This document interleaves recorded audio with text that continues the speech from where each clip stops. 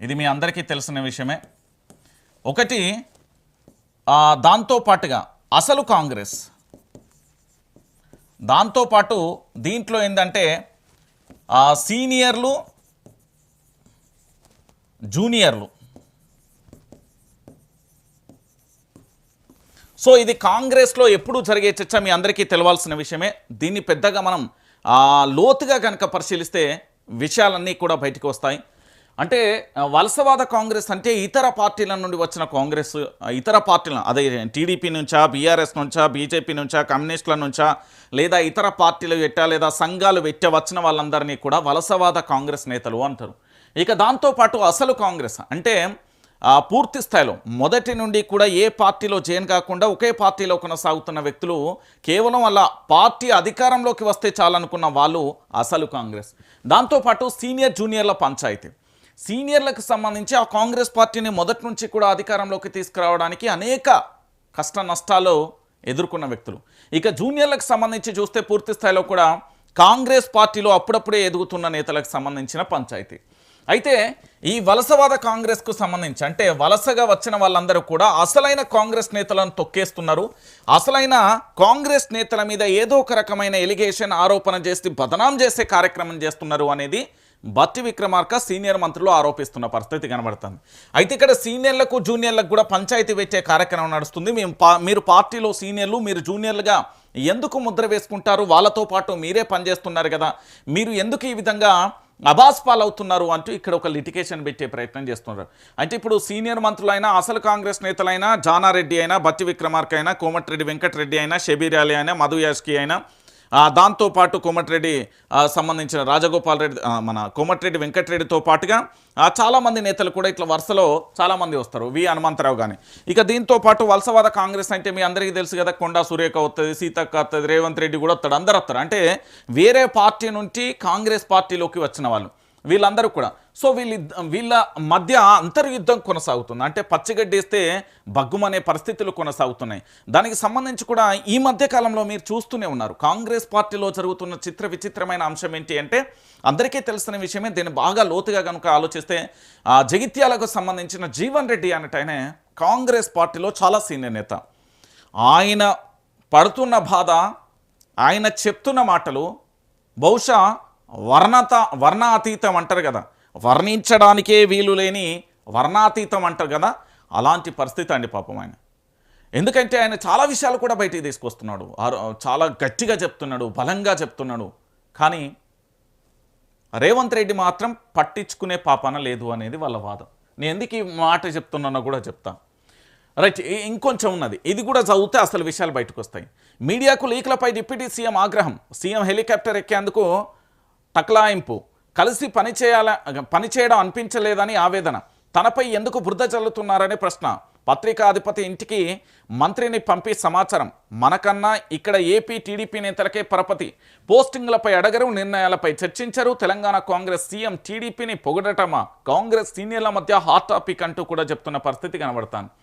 ఇక్కడ ఏంది అంటే మంత్రులది వాటా పంచాయతీ, వివాదానికి ఇదే అసలైన కారణం, పెద్దల వల్లే సైట్ విజిట్ నిబంధన, సర్కారు కోరితే సిబిఐ విచారణ చేస్తాం, సింగరేణిని మాకివ్వండి కిషన్ రెడ్డి, గనుల మంత్రివి నువ్వే కదా, టెండర్లపై విచారణకు ఆదేశించు, మీకు చేతనైతే చర్చకు రండి, కిషన్ రెడ్డికి మహేష్ కుమార్ సవాల్.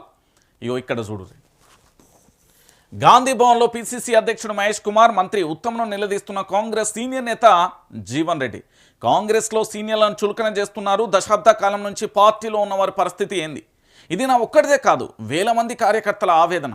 రాహుల్ ఆలోచనలకు భిన్నంగా రాష్ట్ర కాంగ్రెస్ తీరు, రాజ్యాంగం ప్రజాస్వామ్యాన్ని అబాసు పాలు చేస్తున్నారు, రాష్ట్రంలో పరిస్థితులు మాకు ఆందోళన కలిగిస్తున్నాయి. రాష్ట్ర కాంగ్రెస్ నేతలపై నిప్పులు చెరిగిన టి జీవన్ రెడ్డి. కాంగ్రెస్ మీటింగ్కు బీఆర్ఎస్ ఎమ్మెల్యే రాకపై ఆగ్రహం, రాజ్యాంగ ఉల్లంఘించి వచ్చి మా పక్కన కూర్చుంటారా, ఫిరాయింపు ఎమ్మెల్యేతో అభ్యర్థులను ఖరారు చేస్తారా, గాంధీ భవన్ సమావేశాన్ని బహిష్కరించిన జగిత్యాల నేత అంటూ కూడా చూస్తున్న పరిస్థితి కనబడుతుంది. సో ఇదే మాట మనం చాలా రోజుల బట్టి చెప్పినాం. రాజ్యాంగం ప్రజాస్వామ్యాన్ని అబాస్పాలు చేస్తున్నారు అని చెప్తే కేసులు, అరెస్టులు, లొల్లి లొటపీసు అన్నీ జరిగినాయి. కానీ కాంగ్రెస్ పార్టీలో ఉండలేకపోతున్నారు చాలామంది నేతలు, కాంగ్రెస్ పార్టీలో ఉండడానికి ఇష్టపడతలేరు. మీరు అవునన్నా కాదన్నా ఇది పచ్చ నిజం.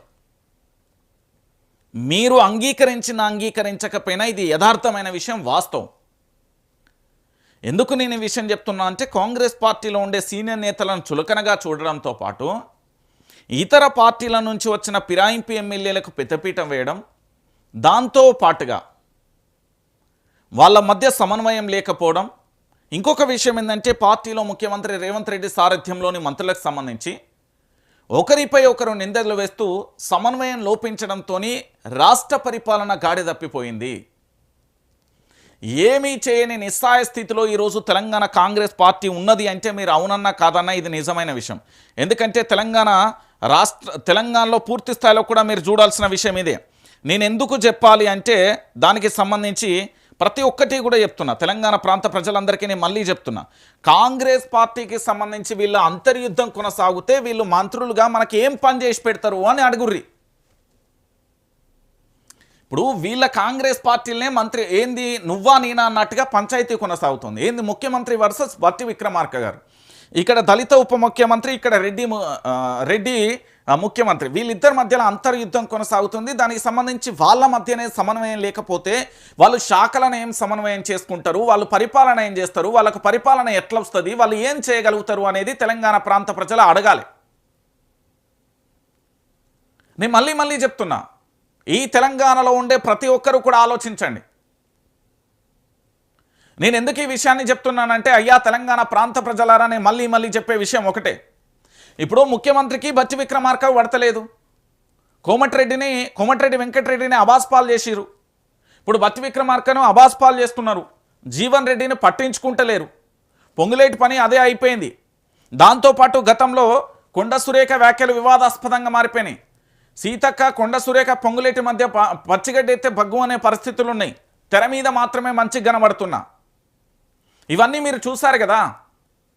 మరి వీళ్ళ మధ్యలో సమన్వయ లోపం వస్తే రాష్ట్ర ప్రజలకు ఏం పరిపాలన చేస్తారు, వీళ్ళు ఏం పరిపాలన చేయగలుగుతారు, వీళ్ళ వల్ల ఏం పరిపాలన సాధ్యమవుతుంది? మీరందరూ ఆలోచించాలి. వీళ్ళు ఏంది కొట్టుకసస్తా ఉంటే మనకేం పరిపాలన చేస్తారు? 6 గ్యారెంటీలు, 13 అంశాలు, 420 హామీలు, ఏం చేయగలుగుతారు వీళ్ళు? ప్రజా సమస్యల మీద వీళ్ళకు ఏం వినతి